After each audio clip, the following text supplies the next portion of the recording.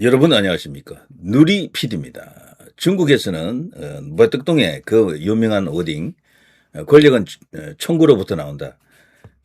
중국 인민들이 선출하는 권력이 아니죠, 거기는. 그러니까 중국의 권력을 결정하는 것은 군부입니다, 군부. 지금이나 예나 똑같아요. 형식적으로는 뭐 정치국 상무위 그리고 현재 집권하고 있는 1인자 주석이면서 당 중앙 군사위 주석이면서 국가 주석이고 또 이렇게 총정치를 이렇게 이제 뭐 리드하는 총석이죠. 그 세 자리가 보통 한 사람한테 집중되지 않습니까? 공산권에서는 흔히 이제 그것을 이제 분리하는 그런 경우도 가끔 있지만 대체로 1인에게 이제 집중을 시켜주죠. 이제 그래서 완전한 1인자가 되는데요. 절대 권력자가 되는 거죠. 이제 그런 사람들이 작용해서 차기 권력을 만들고 뭐 그런데 그러나 그 배후에서 실질적으로 기능하는 작용하는 힘은 바로 군부의 그 영향력입니다. 그래서 군부의 상황이 어떤지를 좀 봐야 되는데 지금 중국이 난리 났습니다. 대충 이렇게 그림으로 보게 되면요. 중국에 이제 권력자 하면 이들이었거든요. 여기에 이제 시진핑하고 장유샤가 이렇게 등장하면 이게 이제 다인데 근데 최근에 여기 숙청된 소위 이제 중국의 별 2개, 3개 엄청나게 많습니다. 이건 뭐 난리야. 일종의 이제 정치 파동 그렇게 이제 봐도 되고요. 거대한 정변이 터졌다 해도 과언이 아닌데 여기 이제 중국의 최고 계급은 형식적으로 뭐 이거보다 더 높은 계급도 있을 수 있지만 현실적으로는 이 별 3개가 사실 우리로 치면 대장에 해당합니다. 여기 이제 사중 전해에서 숙청된 대장급 인사 9명 이렇게 돼 있죠. 이 벌써 뭐 뉴스는 다 나갔습니다만 허웨이동 중앙군사위 부주석 이 사람이 당시 중앙군사위 3인자격이었죠. 1인자인 시진핑, 2인자인 장유사 다음인데요. 이 사람도 날라갔고요. 그리고 이 전부 시진핑 계열입니다. 여기 허웨이동, мя오화도 마찬가지고요. 중앙군사위 정치공작부 주임 이런 사람들이 절대 권력자들이었거든요. 자, 아웃. 뭐 그리고 그 밖에 뭐 다른 사람들도 이렇게 많이 아웃됐는데 군 내부에서 지금 권력의 거대한 뭔가 정변이 터졌다라고 보는 게 지금 일반적인 시각입니다. 그것을 이제 정확하게 이제 표현하게 되면은 권력 투쟁, 헤게모니가 터졌다. 이제 이렇게 보는 게 맞습니다. 자, 이제 관련해서 쭉 이제 가보면요. 절대 권력 시진핑 위태롭다. 측근 실종 뒤엔 장유샤 있었다. 암투설. 자, 이게 예전부터 나왔던 이야기인데 이게 사실로 지금 확인되고 있습니다. 요즘은 주류 언론들도요, 이거를 어느 정도 인정해요. 현재 시진핑이가 지금 살아는 있고, 최근에 이제 경주 APEC에도 이렇게 왔다 갔지만, 그리고 트럼프 대통령과 회담을 하기는 했지만, 과거에 시진핑 같은 모습이 아니었다라고 합니다. 소위 말해서 절대 권력자 같은 느낌이 안 들었대요. 얼굴도 그냥 안색이 좋지 않고, 어디 뭐 중병에 시달린다라는 그런 설도 있는데, 과거에 그 시진핑은 아니었다. 3년임 후에 시진핑에게 지금 새로운 어떤 뭐 상황이 지금 펼쳐지고 있다. 그리고 권력 기반 자체가 지금 많이 흔들린 게 맞다. 이런 쪽에서 지금 설득력 있는 주장이 지금 마구 터지고 있죠. 자, 원래는 이런 서열입니다. 1인자 시진핑, 2인자 장유사 뭐 1인데 말이죠. 여기 현재 1인자, 2인자 남겨놓고 지금 다 난리 났습니다. 네. 전부 다 지금 뭐 아웃되거나 실종되거나 뭐 죽었거나 이런 상황이 와요. 그래 중국 자체가 지금 어마어마한 어떤 큰 어떤 지각 변동, 정치적 어떤 그런 격변이 터졌다. 베이징 난리 났다. 이게 맞는 거죠. 자, 중군부 숙청 지속, 정치적 위기 심화. 왜 숙청하느냐를 놓고 그동안 이런저런 설이 있었잖아요. 결국에는 장유사에 의한 뭐 어떻게 보면 그게 하극상처럼 보일 수도 있습니다. 군부 내 쿠데타 같은 그러니까 크게 소용돌이를 일으키지 않으면서도 조용하게 비교적 조용하게 시진핑의 지금 수족들을 쳐내고 있었다라고 보는 게 맞을 겁니다. 여기 지금 두 사람이 2인자, 3인자인데요. 이 장유샤하고 이 허웨이동은 서로 정치적 라인이 다릅니다. 오른쪽 허웨이동은 여기 이제 시진핑의 최측근이었거든. 근데 이 여기가 아웃되면서 그때 벌써 군부 내가 이상하다. 장유사가 뭔가 지금 일으키고 있는 것 같다라고 했던 그 판단이 틀리지 않았다라는 걸 알 수가 있습니다. 참고로 보면요. 현재 이거를 압축해서 이야기하면은 태자당하고 푸젠당 인적 숙청 상황이라고 하면서 우리 주류 언론에서도 이걸 이제 인정했죠. 태자당 계열이라고 하면 현재 장여우샤, 리상푸, 웨이펑허, 저우야닝 이렇게 있는데 여기도 많이 지금 물갈이가 지금 되고 있는 상황이죠. 왜냐하면 여기에 이제 최고 권력자 하면 장여우샤인데 여기만 지금 살아 있습니다. 나머지는요, 리상푸 2023년 8월 체포, 웨이펑어 초대 로켓군 사령관 여기가 지금 난리 났습니다. 어쨌거나 이런 쪽에 태자당 계열에 있는 인물들이 뭐 체포 이렇게 되지 않습니까? 숙청당했다라고 지금 알려져 있고요. 대신에 푸젠방 여기는 이제 시진핑 라인으로 이제 볼 수가 있는데 여기도 보면요, мя오화 뭐 등등 해서 쭉 나오는데 전부 숙청이에요. 전부 숙청. 여기 мя오허만 2024년 11월 정직 후 조사를 지금 받고 있다. 그래서 뭐 지금 어떤 상태로 있는지 정확히 알기는 어렵습니다만 두문불출 일종의 이제 이 칩거 상태 혹은 연금 상태가 아닌가 지금 이렇게 보는 거죠. 자, 그리고 또 뭐 그 밖에 다른 어떤 이상한 뉴스들도 많습니다만 중국 베이징에서 지금 일어나고 있는 것은 거대한 권력 투쟁이다라고 보는 게 맞을 겁니다. 이들 사이에서 지금 도대체 무슨 일이 터졌나? 이걸 놓고 이런저런 어떤 설이 있는데 요약을 해드리면요.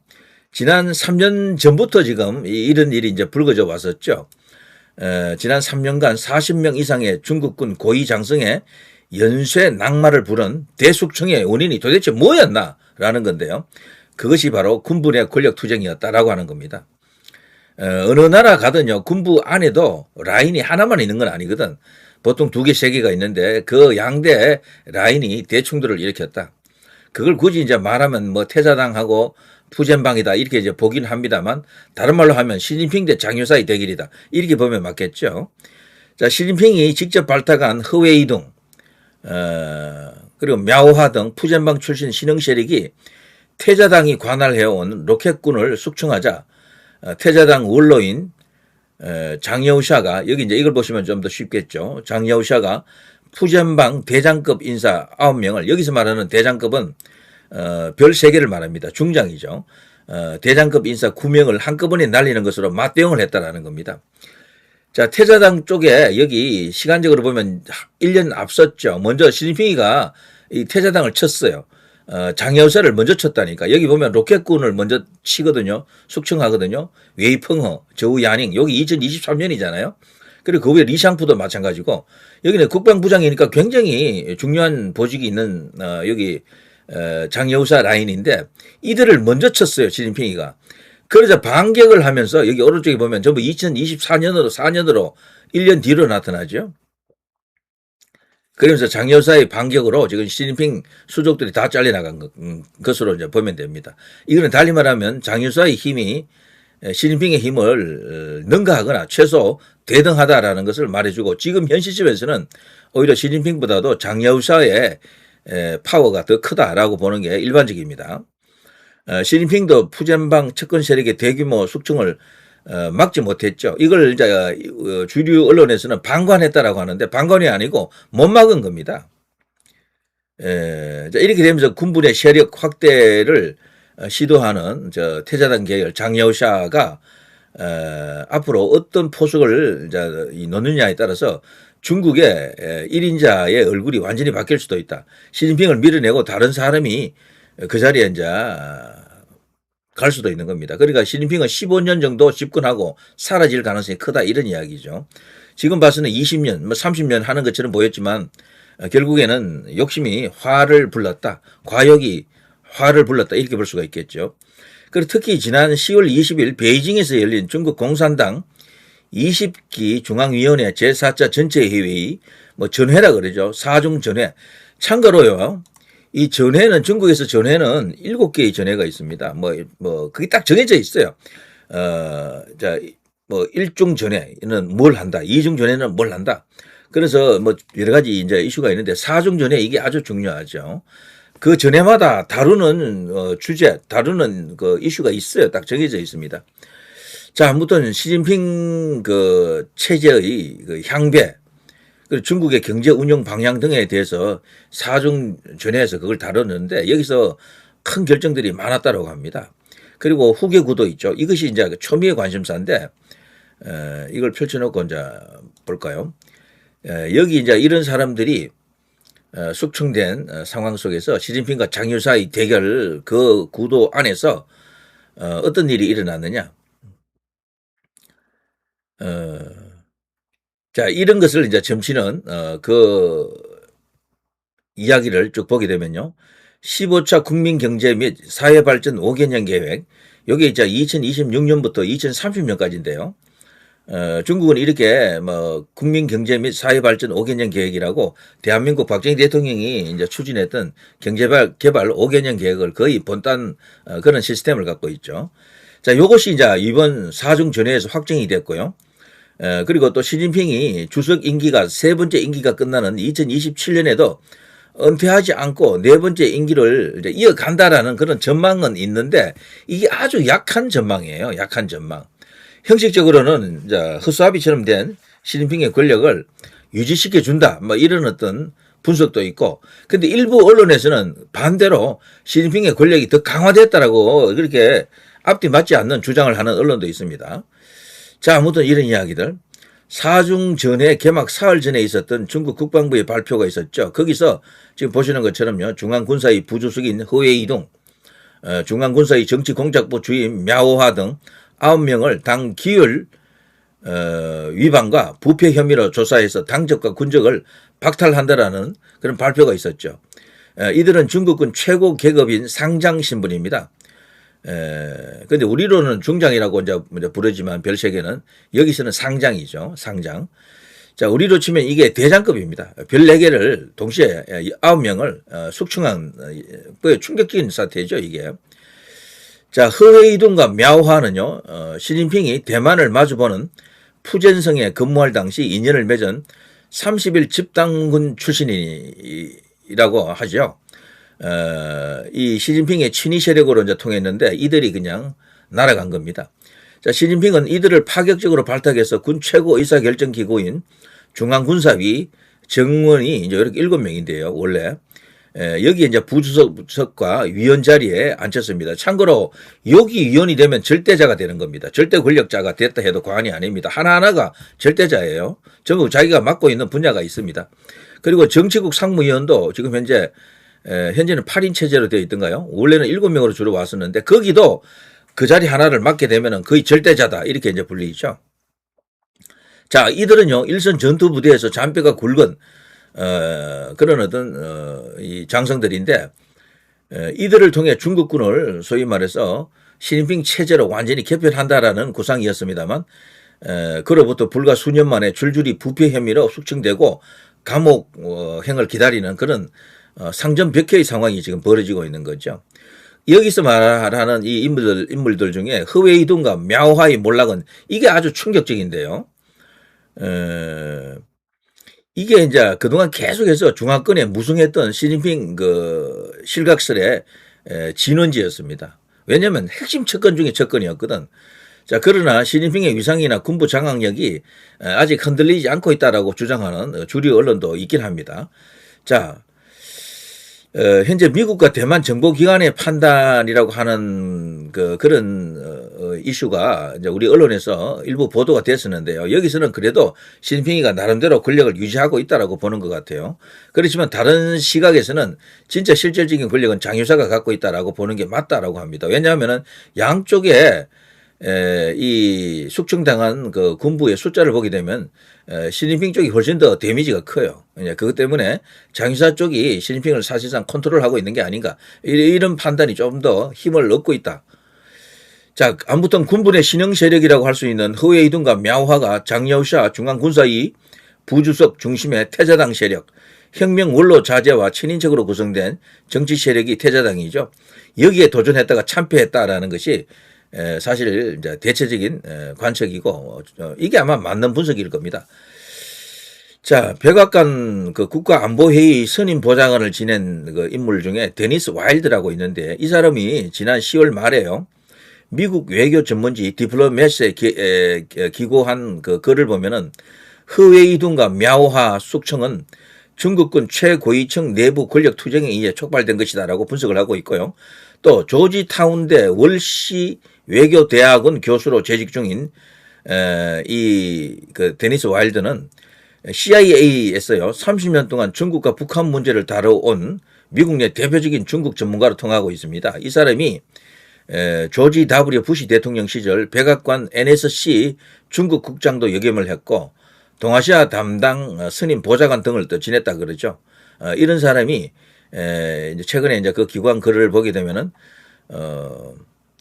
내부 권력 투쟁에 의한 헤게모니가 맞는 것으로 자 이렇게 진단하고 있습니다. 자 어쨌거나 이번에 이렇게 된 것은요 로켓군이라고 하는 로켓군이 저 중국에서는 굉장히 중요합니다. 중국은 미국과 러시아를 상대로 그동안 이렇게 전투력이랄까 이렇게 군사력을 이제 이렇게 강화해 왔는데 그 강화한 그 핵심 이슈 중에 이제 가장 이제 중요한 게 이 로켓군이죠. 로켓군. 중국은 로켓군이 굉장히 거대한 규모입니다. 여기서 난리가 난 거죠. 2023년 로켓군 고위층 숙청으로 중국 군부 내 권력 투쟁이 이제 시작된 것입니다. 핵무기와 전략 미사일 등을 담당하는 로켓군은 전통적으로 태자당이 이제 관할해 온 영역인데 허웨이둥 부주석과 мя오화 정치공작부 주임이 부패 문제를 들어 전 현직 로켓군 사령관 등 10명을 줄줄이 숙청하자 장여우샤 부주석이 이제 분노, 폭발, 시진핑에게 들이받은 겁니다. 그게 바로 중국에서 현재 일어나고 있는 일이다라는 겁니다. 물론 장여우샤에 대해는요 시진핑으로부터 외면당한 상하이방이라든가 후진따오 뭐 등등 이런 사람들이 있잖아요. 원자바오 이런 그런 세력들이 뒤에서 직접적으로 간접적으로 반 시진핑 전선을 형성해 가지고 장여우샤에게 힘을 실어줬다. 그것 때문에 장여우샤가 시진핑을 압박할 수가 있었다. 시진핑에게 숙청당하지 않고 살아남을 수 있었다라고 보는 게 이게 맞는 이야기죠. 이게 이제 설득력이 있는 분석이고 실제 이제 그런 일이 베이징에서 일어나고 있는 겁니다. 그래서 시진핑이 현재 절대적인 1인자는 아니다라는 게 맞을 겁니다. 중국은 2023년 5월부터 리위 차오라는 인물이 있는데 이 사람이 이제 로켓군 사령관 그리고 류광빈 로켓군 부사령관 그 로켓군 출신인 장전중 중앙군사위 연합참모부 부참모장, 쥐간성 전략지원부대 사령관 등을 줄줄이 체포를 했고요. 우거화 로켓군 부사령관을 놓고 말이 많았는데 이 사람이 자살합니다. 우거화 로켓군 부사령관 이런 일들이 일어났었죠. 그리고 초대 로켓군 사령관인 웨이펑어 전 국방부장 그 2대 사령관인 저우야닝 등도 체포가 됐고요. 이런 사람들이 다들 누굽니까? 전부 로켓군 쪽은 대체로 장여우사 라인인데 여기서 그냥 난리가 난 겁니다. 이때 시진핑이 자신의 이제 권력을 위협할 수도 있는 잠재적 요인들을 제거하려다가 오히려 이 사람이 시진핑이가 되치기 당하면서 자신의 입장이 오히려 더 힘들게 된 권력이 더 약화된 그런 케이스로 보는 게 맞습니다. 자, 블룸버그 통신은요, 2023년 그 당시에 정보 소식통을 인용해서 전략 미사일 연료통에 연료가 아니라 물이 채워져 있는 사리 등이 발견됐다라고 보도했었는데 이런 것을 핑계로 시진핑 계열에서 장여우사 라인을 쳤다라는 겁니다. 뭐 부패, 부정 뭐 이런 것을 걸어가지고요. 자, 아무튼 로켓군 숙청으로 기세를 올린 시진핑 계열의 허웨이둥과 мя오화는 2023년 8월 리샹푸 국방부장도 체포해 조사합니다. 리샹푸는 홍군 철도병 서남지휘부 부사령관을 지낸 리사오주의 그 아들로 태자당 출신이죠. 장여우사의 후임으로 중국군 장비 개발과 구매 등을 총괄하는 중앙군사위 장비발전부장을 지낸 인물이라고 합니다. 군부내 태자당 세력을 정면으로 이제 겨냥한 것이죠. 자, 태자당 원로 격인 장여우사의 반격 이게 이제 핵심 중에 핵심이 되겠죠. 장여우사 부주석은 그 1년 뒤인 드디어 이제 힘을 집결해 가지고 자기 배후에 반 시진핑 원로들을 이제 등에 업고 2024년 11월 드디어 이제 움직입니다. мя오화에 대한 조사를 이제 시작으로 반격에 들어간 그 장여우사입니다. 그리고 мя오화가 맡은 정지공작부 주임은 중국군 인사를 총괄하는 자리로서 핵심 중에 핵심 보직이죠. 물론 시진핑이 라인이고요. 이것을 이제 군부 부패의 온상으로 이제 이렇게 꼽히고 있는데 мя오화는 결국 그 올해 6월경이었죠. 군사위원직에서 중앙군사위원직에서 해임을 됐고요. 허웨이둥도 올 3월 전인대 직후부터 실종됐다가 7개월 만에 당적과 군적을 박탈당하는 그런 보도가 나갔죠. 이런 것들은 전부 팩트입니다. 자, 이걸 보면서 베이징에 지금 난리가 났다. 거대한 지각 변동이 터지고 있다. 거기에 어떤 권력 이동이 일어나는 것 같다라는 예상이 나왔는데 그게 틀린 설이 아니었던 겁니다. 그리고 사중 전회를 앞두고 숙청 사실이 발표된 상장급 인사 9명은 푸젠성 기반의 30일 집단군 출신이거나 мя화가 발탁한 인물들이죠. 허웨이둔과 мя화를 비롯해 린상량 동부정구 사령관, 그리고 친스퉁 육군 정치위원, 왕슈빈 군사위 연합작전지휘센터 상무부주임 등 5명은 30일 집단군 출신이라고 합니다. 그리고 왕춘닝 무장경찰부대 사령관도 30일 집단군이 속한 동부정구 여기서 근무한 경력이 있다고 하죠. 그리고 허웅진 정치공작부 상무부주임, 위안화저 해군 정치위원, 왕허우빈 로켓군 사령관 등 3명은 мя오화 상장의 F아들이고요. 그래서 중국도 철저하게 인맥으로 다 이렇게 연결되어 있습니다. 이런 것들이 장점이면서도 단점이 되겠죠. 그래서 무너질 때는 와장창 무너지는 겁니다. 자, 허웨이둔과 мя화 중심의 31 집단군 세력이 사실상 뿌리가 뽑혔다. 시진핑의 핵심 척건들이 다 날아갔다. 이렇게 볼 수가 있습니다. 그리고 또 허웨이둔과 мя화는 각각 16세에 일반 사병으로 입대해서 일선 부대에서 성장했다는 점에서 군부의 태자당 엘리트를 대변하는 장여샤와 대조적인 배경을 갖고 있다. 그래서 태자당 원로그룹과 신진 세력 간 권력 투쟁이 대숙청이 벌어진 이유다라고 아까 제가 설명해드린 와일드 교수가 기고문에서 그렇게 분석하고 있는 거죠. 자, 아무튼 시진핑이 지금 과연 진짜로 개털이 됐나, 권력을 잃었나, 이것은요 여러 가지 지금도 설이 있긴 합니다. 지금은 현재 시진핑이 그래도 조금 더 우월한 위치에 있다라고 하는 주장과 아니다, 장윤사가 이미 권력 1인자나 다름없다, 실질적인 권력 1인자는 장윤사다, 이런 게 있고요. 또 다른 설에서는 두 사람이 이제 공통으로 권력을 분점하고 있다, 뭐 이런 어떤 설도 있습니다. 자, 그러나 저는 개인적으로 장윤사가 사실상 권력을 쥐었다라고 하는 것이 맞지 않나라고 생각이 들어요. 시진핑은 자기 임기가 앞으로 2년 정도 남았거든요. 그것만 채우고 그냥 그대로 이제 사연이면 어려울 것이다, 사라질 것이다라고 보는 쪽에 저는 손을 들어줍니다. 그 후에 그러면 장윤사가 그러면 1인자가 되어서 주석이 되느냐, 그건 아닐 거예요. 장윤사는요 겉으로 드러나지 않고 1인자, 형식적 1인자는 하지 않고 저런 식으로 실질적 권력을 쥐고 중국을 컨트롤할 가능성이 큽니다. 그렇다고 장윤사가 뭐 경제라든가 이런 것까지 자기가 뭐 간섭은 안 할 겁니다. 아마 군부 내 권력 향배 이런 것을 실질적으로 이제 이렇게 관장하는 그런 위치에서 시진핑을 뒤에서 어느 정도 이제 이렇게 컨트롤하지 않겠나, 이제 이렇게 보는 게 맞고요. 대신에 시진핑이 아웃될 경우에는 새로운 어떤 중국을 이끌 리더가 이제 나오겠죠. 소위 이제 경제라든가 행정의 밝은 누군가 나올 겁니다. 자, 이게 지금 중국에서 일어나고 있는 일이다. 지금 엄청난 어떤 변화가 터졌는데 그래도 최근에 이제 미국과의 관계 이런 등등을 고려해서 전면적인 완전히 그냥 확 가뒤집는 그래 시진핑 바로 막 아웃시키고 막 새로운 어떤 국가 주석이 등장하고 이런 단계로까지 가기에는 다소 약간 주춤할 수밖에 없는 그런 상황도 있는 것 같습니다. 자, 아무튼 시진핑과 이 장요사 이들의 권력은 이런 식으로 바꿔져 있다라고 생각되네요. 오히려 장요사가 더 위에가 있는 게 아닌가, 저는 이렇게 봅니다. 자, 누리 PD 김준이었습니다.